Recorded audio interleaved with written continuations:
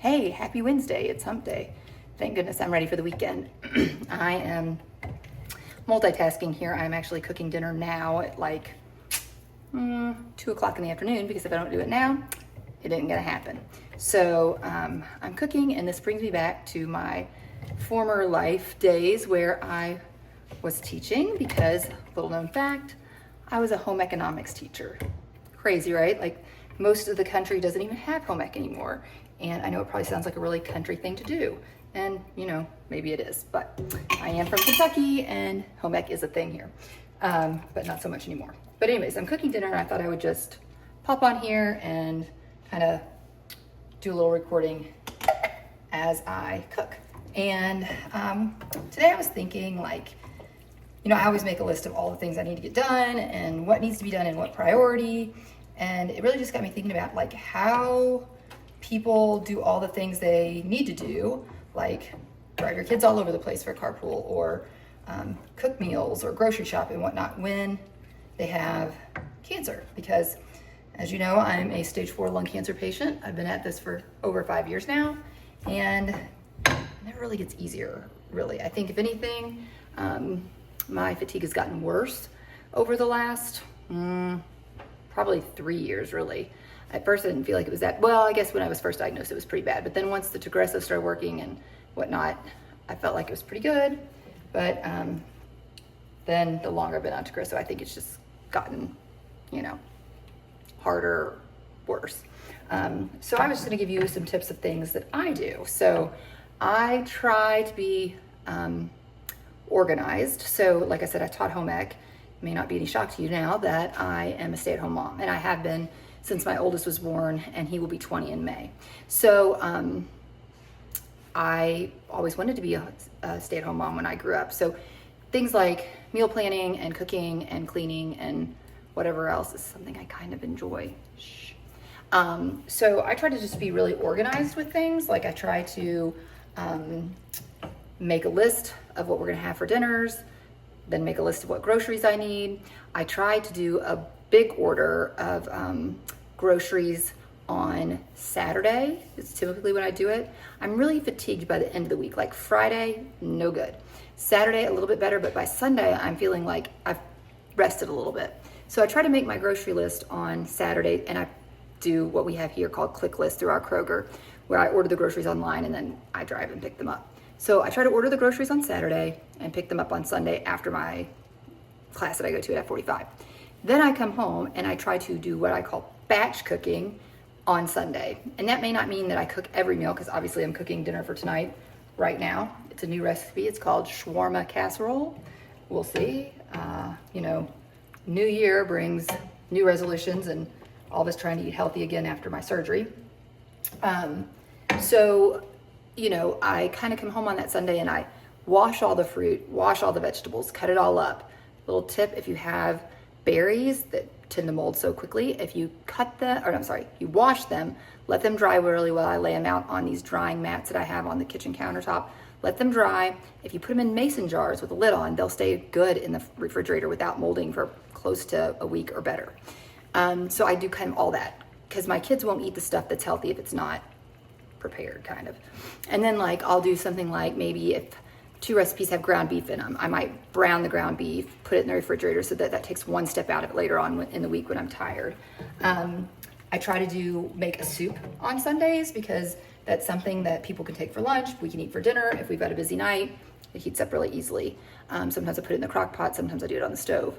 But I just try to be organized about that. Is it really the way I want to spend my Sunday?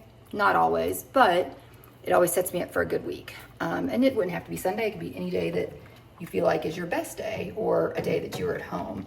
That's generally when I start my sourdough bread, because I do big sourdough bread. And as far as the cleaning, I keep I'll have to show you, I'll have to find that in a minute, but I have this little pad that says each day of the week, and it's got checklists under it, and I kind of it's like a habit tracker kind of, and I just say Monday, vacuum the first floor and mop. Tuesday, whatever, because that way I'm more liable to do it, because my type personality type A likes to be able to check something off.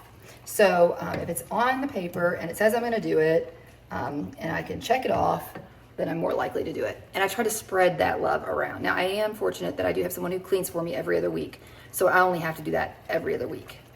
And I do what I call the 15-minute roundup every night, like after dinner or before bed, which I learned to do when the kids were little, and it has just been so nice because my husband used to travel a lot when the kids were really little, and it got hard because it was just me. But I didn't like to go to bed with the mess and then wake up to it knowing that I was gonna have to pick it up regardless because they were little.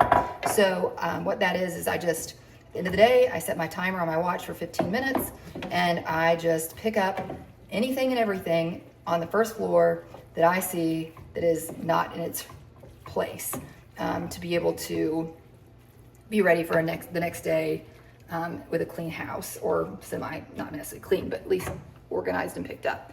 When the kids were little, I used to get them involved. I try now, they don't really love it, but my husband will jump in sometimes the kids do. Sometimes I say, okay, we're all gonna work for 15 minutes. Go, you have this room, you have this room, you have this room. So I try to do that. That kind of helps.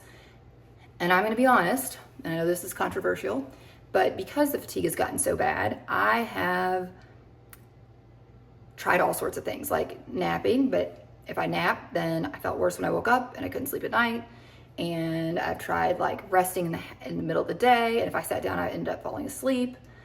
And the fatigue got so bad that I was finding myself wanting to fall asleep when I was driving to carpool to pick up my kids, or driving home, or I was falling asleep in carpool line, which is really nice when you have like the carpool monitor like knocking on your window like, come on, gotta get up. So I actually, for about a year now, have been taking Adderall. It's an XR, which is extended release. It's not for everyone. That's what the palliative care doctor at Vanderbilt had recommended. And it literally is life-changing. I can go to bed at night because I take it early enough because I get up early, but it is so helpful to me because I can get up, take it, go to the gym, it kicks in, I come home, I can get everybody to school, do all my daily routine, my doctor's appointments, my chores, whatever I have for the day. And then the fatigue doesn't usually hit until like right around dinner time. So then we eat, and I do the cleanup, and then I'm done for the night. And I mean, my family knows, like, I'll text, I'll do whatever, but to do anything that takes real thinking or a lot of energy after dinner time, unless it's a weekend where I've rested during the day, you might as well forget it. So trying to think what else that I do to make kind of just helping me stay on track with all my other responsibilities. You know, carpool, I try to, or hauling kids to and from, I try to find people that will carpool with me, which helps because, you know, that's exhausting too, sitting in the car for hours on end. I do, like I said, I do work out every day, or not every day, but I work out like, well, before surgery, it was like 5 or 6 days a week. Now I'm doing like 3 or 4. But on the other days, I do try to walk the dogs, and that way, with the dog, now I've got 2 at my house. So now I've got 3 kids, 2 dogs, and a partridge in a pear tree. But I try to walk the dogs for 15, 20, maybe 30 minutes. That also helps if I do that kind of midday. So those are some life hacks, life tips, and if people are really interested in seeing my organizational method, I'd be happy to show you all my tricks and tools for that another day. So I hope you're having a good Wednesday, and we're almost to the weekend.